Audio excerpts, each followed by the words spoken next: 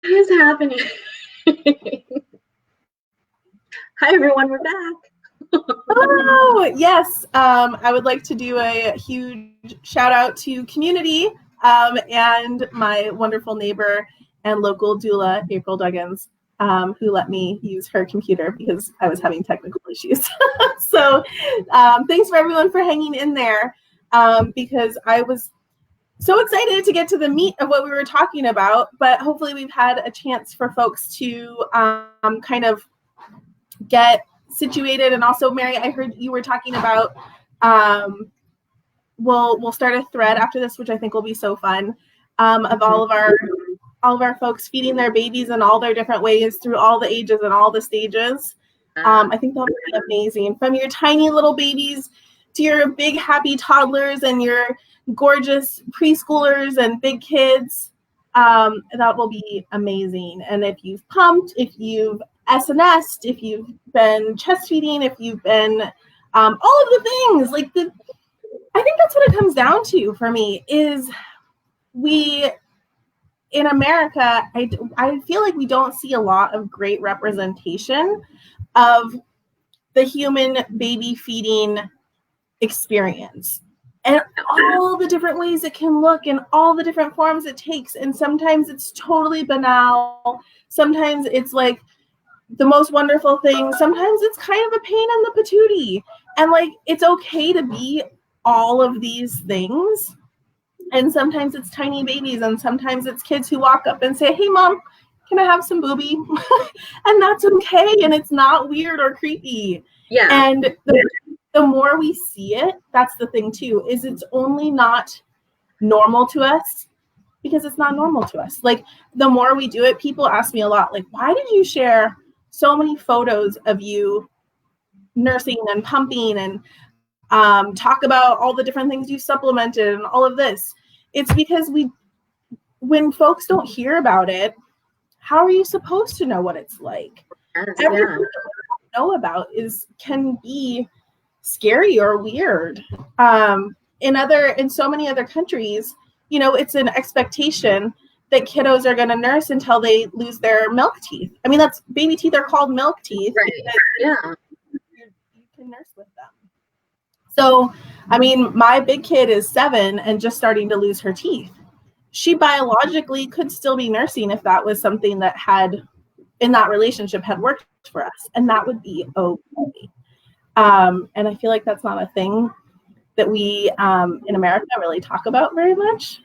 It's not really a thing because boos have been are so sexualized. It's not like it's not normal to say. Well, it is normal to see in a certain context.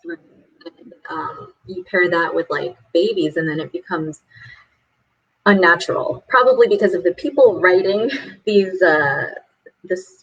the scripts and all the things that we see on TV. It's not feels icky to them. So, and so that's why I love it all. It's feeding babies. It's taking care of our people, our children. Yeah.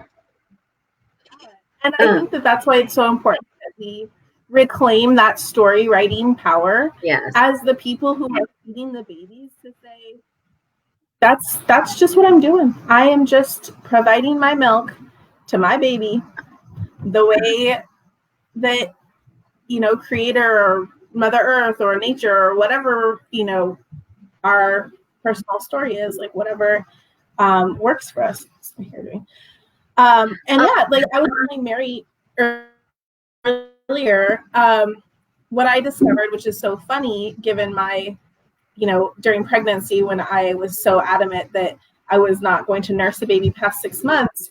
I love nursing babies after a year. It's actually my most favorite time to nurse a baby because so particularly with my oldest, because we had such a difficult time establishing breastfeeding, and we had a lot of pain, and I had, due to her undiagnosed tongue tie, and, I was getting inadequate demand upon my breasts. I then had low supply. And so I was battling low supply. I didn't The pump I had didn't work very well. It was always this uphill struggle. And for me, the pressure of knowing that I was the source of survival for this baby and also her main comfort. So my first was just like, she's a total snuggle bun. She would have just happily lived inside my skin. If I had let her, she would have nursed 24/7, lived inside my skin. I think she probably still would happily be a kangaroo if possible.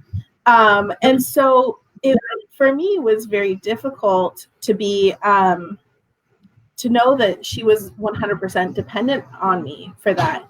And then we got to a year, and it was so freeing realizing this is a relationship now where I don't have to be available for her 100% of the time. This is how, and then one of those big light bulb moments that happened for me along the way is that this is a really beautiful way to lay the foundations for consent. And it's a way that we can teach our children about being in mutually beneficial, consensual relationships from the beginning without, before we are talking about things, because our words are not necessarily the most effective way to get through to our kids, right? We can say something all day long. Maybe other kids listen. Mine, not so much. The words across the board. But yeah, it's our actions and habits, right? That we yeah. But what is that groundwork? That's not a connection that I would have made. The consent and that's beautiful. Yeah. Okay. So after a year, that was, and I mean, you can definitely start working on nursing manners and nursing relationship boundaries before that. But after a year, I feel like it's much more apparent. In the 6 month to a year range for me, we worked a lot on, the biting thing and that side of it, that you don't get to just bite and still get to nurse. And so there was a lot of learning of, okay, how do I still get the milk that I want and not bite? But after a year, really, because there's not that necessity for nutrition as much, it really becomes so much more of a two-way street. And it also is much more sustainable. I feel like a lot of times we don't, when we're evaluating the idea of a long-term nursing relationship, it feels overwhelming, especially if you're in those early stages, in the first 6 to 8 weeks, when you've got this baby who's cluster feeding. Yes. The actual words they tell you on demand, and you're like, you're demanding all the GD time. And then you think,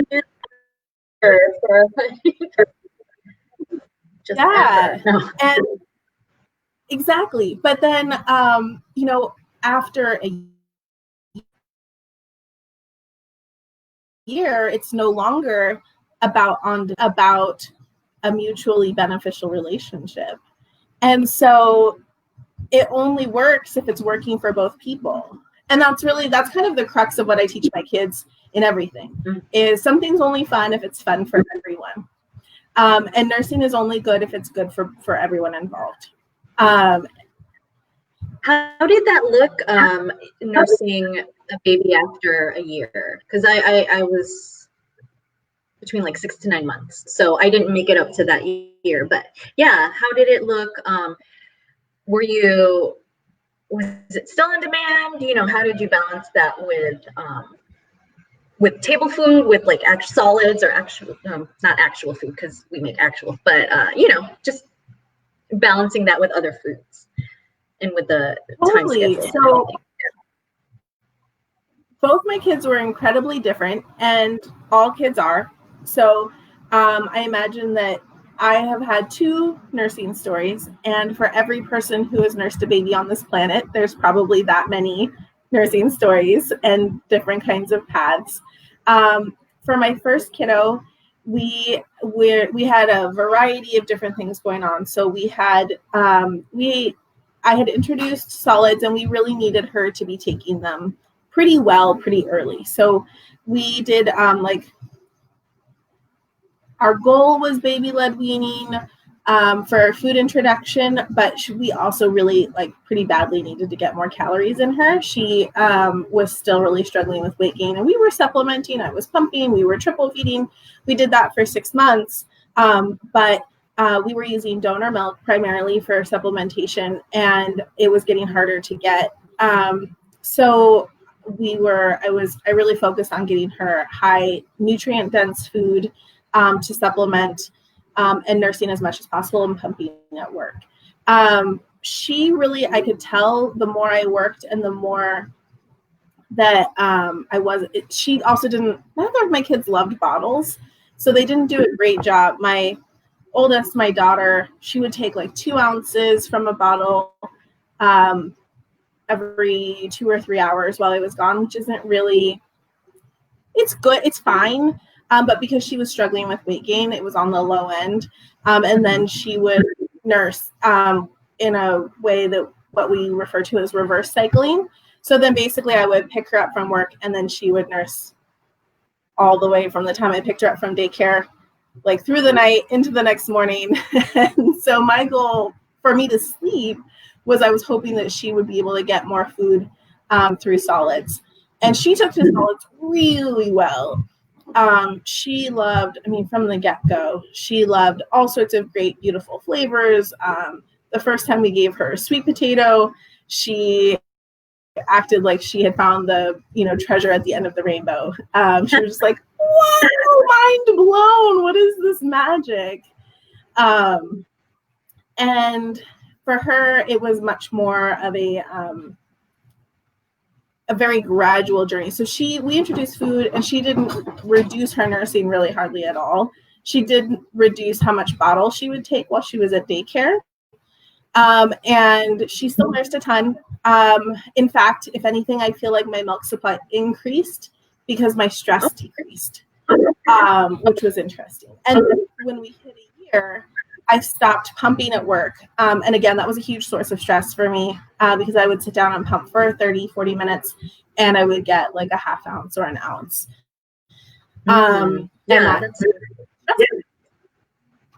So after a year, from a year to about 18 months, we continued just nursing whatever. So I was working full time at that point. And so she would be at daycare probably, 6 to 8 hours a day, depending on what her dad's schedule was and my schedule. And then I would nurse as she wanted to. And around 18 months with her, I started getting a little touched out because she was, like I said, an around the clock nurser. We were bed sharing, and she would nurse all night. As soon as I would get home, she was on me. So around 18 months, I did a gentle, I used the Jay Gordon method of night weaning, and just gently started spacing out her night feeds. And by 18 months or so, she was pretty much fully night weaned, which was lovely for me. And she still comfort nursed a lot, and she would nurse before bed. And if she was feeling, she's a person of very large feelings. And so when she would be having big feelings, she would comfort nurse. And she kept that up through about 2 years. And one day, and I was starting to feel pretty touched out. And so I started using some techniques that I recommend to folks if they are also feeling touched out. So kind of creating those boundaries like we were talking about, and creating a relationship that works for both people. So the first was, instead of offering right off the bat, so because it had always been it was my magic tool, right? Anything can be fixed with the boob. So I started for first line of defense, if something was going on, I would, instead of offering, I would try something else. Oh, okay, you're upset. Would you like a hug? Can you come here and give me a snuggle? Oh, are you looking for, are you upset because you need something else? But I wouldn't refuse. So don't offer, don't refuse is kind of my first step. Okay. And then after that, when I started I was feeling less able to manage all of the nursing, because she was like, that's fine, I'll just ask. And if you're not refusing, this is great. And so then I started using distraction techniques. That went out pretty quick. You know, because she would come in and she was the kid who would like, you know, shoot the hand straight up the shirt and like, so then I started active distraction techniques. And then she adapted to that. And then we moved to where my boundary was just nursing before bed and before naps. And then right around her second birthday, for me, it was time to be done.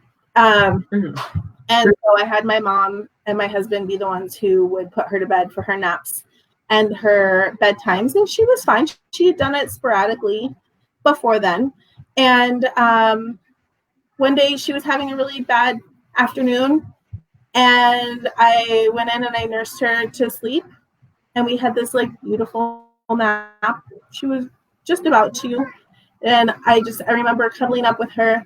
And we'd been nursing only every other couple days at that point. And I just knew that was it. And it was like this very sweet, very tender moment.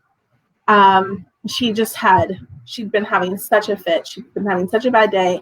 And I was able to like nurse her down for this nap, and she fell asleep.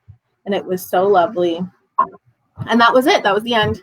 My son, I went into it with my son thinking like, gosh, I'm kind of sad.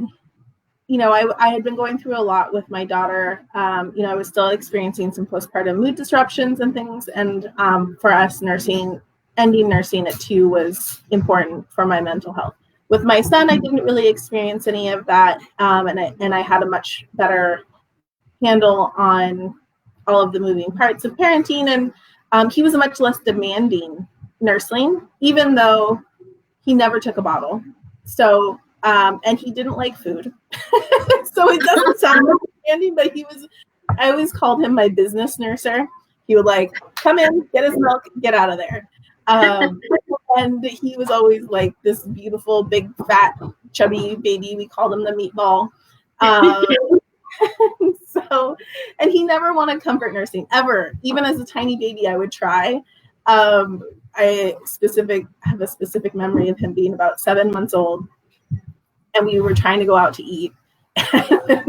He just was throwing a fit. He was pterodactyl screaming and throwing all of his food off of his tray. And I was like, oh, with my daughter, I could have easily just popped her on the boob and nursed her for 45 minutes and had a quiet dinner to myself. No, he nursed for 3.5 minutes and was done, and continued pterodactyl screaming. So for him, introducing food was not a priority to either of us, because he was gaining weight really well. He was, he has some dietary restrictions, so he's extremely milk protein intolerant. So that's right. It was harder with him. My daughter doesn't digest milk very well, but not as dramatically as he does. He'll get sick for weeks and weeks if he has any amount of milk proteins. So that means anything, even with like a little cooked butter or anything like that. That's because when he self-weaned, you're like, I can have milk again. Yeah. I couldn't even eat butter while I was nursing him. So for both of us, we were like, here's some food. But because he was doing so well with his weight and nutrition, his solids went a lot slower. I introduced them at 6 months. He did not care. He was like, this is a funny thing. I'll take some milk now. Through about, he just knows. I know what I want, Mom. This is not so smart. And so he was probably 10 months before he really got the hang of food and started eating any amount of like meals. And then, so I would say he was probably still pretty dependent on breast milk at a year. And but again, he's this very business nurser. He would come in and like get his milk and get out. So our nursing sessions from the time he was about 8 weeks old lasted under 10 minutes. So I was like, I'll nurse this baby forever because it takes no time at all. And as soon as he really got the hang of food around 14 months, he really like did not care about me. And he did like he that's how I would put him to bed.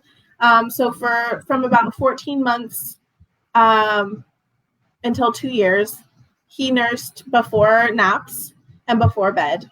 And I did have to night wean him because he did randomly start waking up a bunch around 16 months.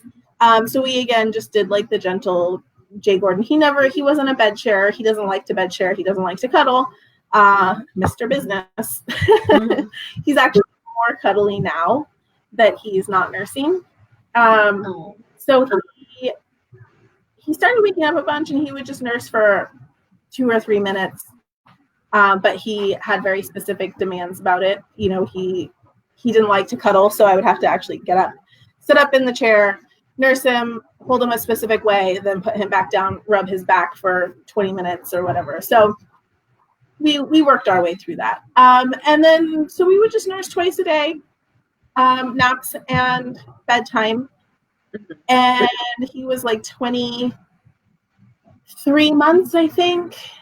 We had this hilarious, it's ridiculous. It was the opposite of my daughter. I realized, I was like, he's humoring me.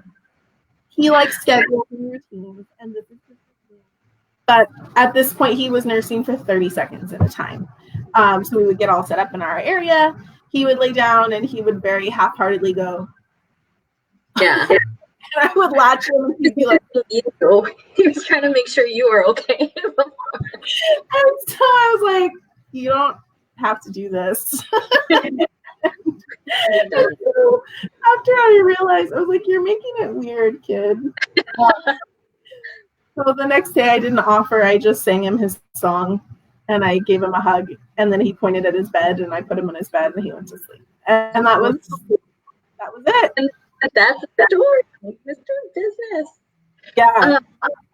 With your daughter, so it sounded like, well, from what I took from it, it's also, you were also teaching her like to name her emotions and to kind of regulate that, which I think is great, because that's like showing them life skills at such a young age. And it leads around breastfeeding. So is she also now able to be like, recognize her feelings, like, I am not happy, or, you know, and this is why, so this is what I need? Do you find that that's a great question? And actually I love that you tied that together, because I hadn't really thought about it, but I think that the natural term breastfeeding, which some people call extended breastfeeding, I prefer the term natural term breastfeeding, because it's more about letting the kiddo take the time that they need. I think that's such a great point, because I feel like the natural term breastfeeding relationship really allows kiddos to take the time they need to get to that emotional maturity. Because when they're tiny babies, our job is to comfort them 100%. And then as they are growing, it's this evolving, changing thing as they're slowly learning, okay, I don't need mom to take care of everything, or my nursing parent to take care of everything. And gradually they're learning and shifting and establishing their own their own existence. But really, when we give birth to a baby, and then we are, whether we're nursing or bottle feeding, they are still like this, I always call them their external fetuses. Like, they're not a fully formed human yet. It takes a while for that to happen. So, yeah, I think that for both of them, having that relationship grow, and they got to be the ones who kind of got to walk away in their own time and in whatever time they felt comfortable. And my daughter always has just been much more of the, she's my snuggle bun. And so I think it would have been really, I think it would have been really stressful for her to have that taken away without her being given the tools consciously of, okay, how do I manage this? And she needed more time to get there than my son did for whatever reason. And I think that's okay. Yeah. Yeah, every journey is different. My baby came in. She's not a baby anymore, but I'm trying to get her on camera, but she's in her. Yes. We can't. She poke her head in. Hi. Who is my hungry baby? One of the things. So she's feeding me now. She's like, I want. You look so cool. Great. Well, let's see. Do we have any folks watching who have questions? Or I'd love if we have folks who nursed or pumped older kiddos to talk about that experience. Hey,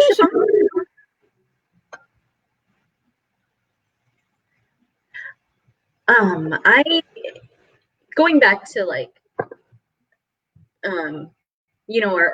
our first children and how we couldn't imagine breastfeeding past a certain age.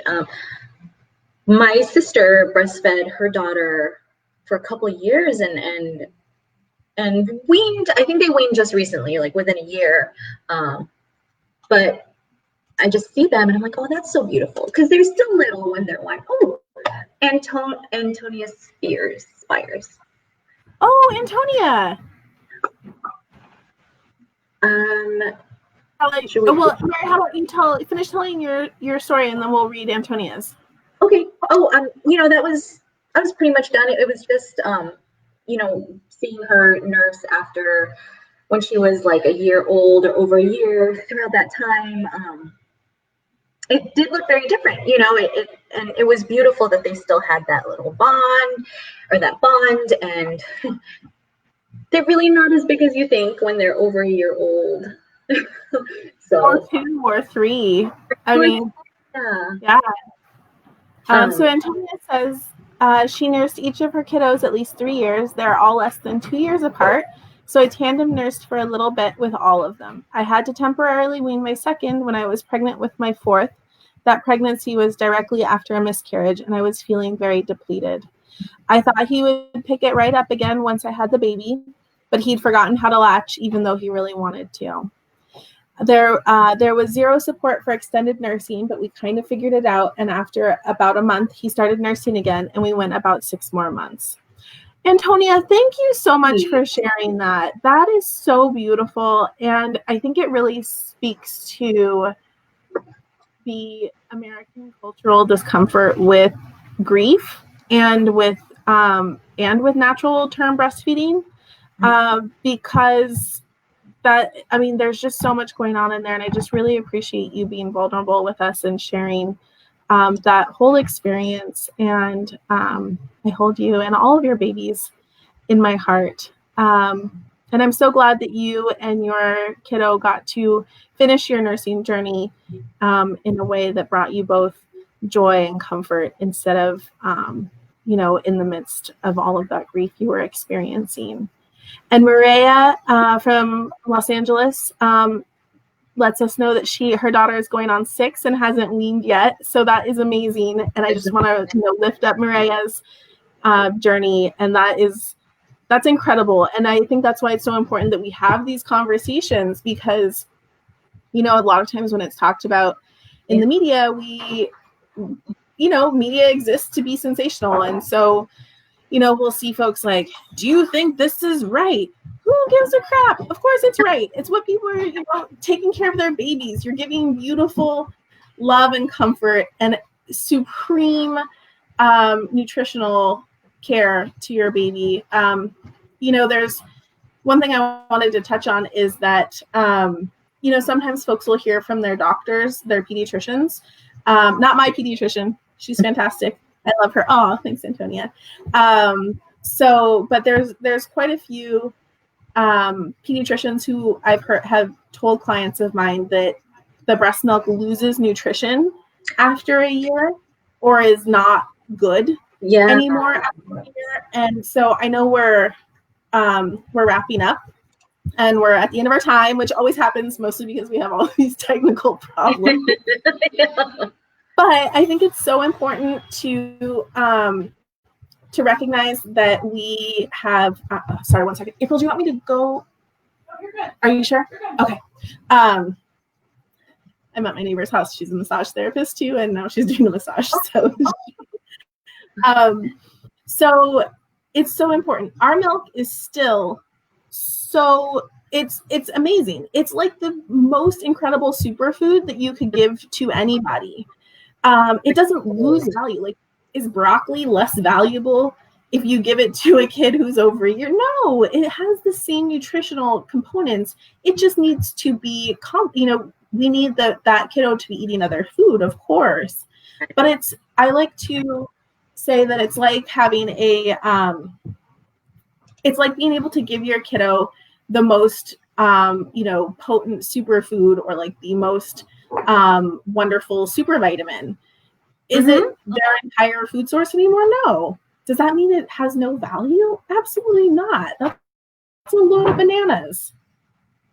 And you're still making it for them. It's like the soup for your child and what they need. Yeah, and that's great. Vitamins. Yeah. After a certain age, it's like the best supplement. You're right. Yes. Maya says she loves the natural term breastfeeding. Her daughter is going on 6, and we talk about her experience often and when she will wean. She gets to be an active participant still, and it's an experience that she is not very aware about. Yeah, and then that's true. Like going back to the piece about your daughter and kind of naming her emotions, and her daughter can like advocate for herself and her needs as well. And and then I'm hoping it's just like an innate thing, whereas not being able to do that seems strange, Absolutely. And what a great gift, Maria, to give to your daughter too. Like, I mean, I don't know your cultural background, but a lot of us, a lot of what our community focus is really focuses on the fact that many of us come from communities that had a lot of different traditions taken from us. And so what a beautiful way to reclaim a lot of that, and now she knows too. Like, she'll remember when she has a baby, if she chooses to have a baby and chooses to nurse that baby, that's something that she now has been replanted in her, to know that that's a gift that she can give to her kids if she decides to have kids and decides to nurse them. Yeah, that's a beautiful thing. I love it. Billy Bob says, it's so unfortunate that medical staff are unprepared and ill-informed to support their patients. Yeah, some, yeah. And also, that's a great point. And I guess on the other side too, they have many different specialties. So, this might not be their lane. But yeah, then maybe don't say anything. Because we always have answers. So and that's a great point. Like, and I always want to have cooperative and collaborative relationships with the medical providers we work with, because lots of them are doing really wonderful work too. And but yeah, I have a client who is a pediatrician, and when I worked with her with her last two, with both of her babies, and she's given me permission to share things that she has said with me, but she's the first one who says that in all of her training, she received less education about breastfeeding than she did in the times that we worked together. And yeah, and she said, as a pediatrician, she felt very unprepared to breastfeed her baby, and she didn't know how to deal with things. which really blew my mind, because having a pediatrician as a client was terrifying, I'll say. I was like, well, you're a doctor, you know these things. And she's like, I don't know any of them. And that she's like, you know, I'm not, and that she allowed you to share it and just like, yeah, I'm not familiar with this, but she's now learning, and that's awesome. Yeah. And that's why we're here. So specialties that we can bring to the table and work together with to support parents. So exactly. And hopefully then, you know, parents can feel comfortable and knowledgeable if they do run into, you know, a medical provider who is unfamiliar, and it can be a learning together.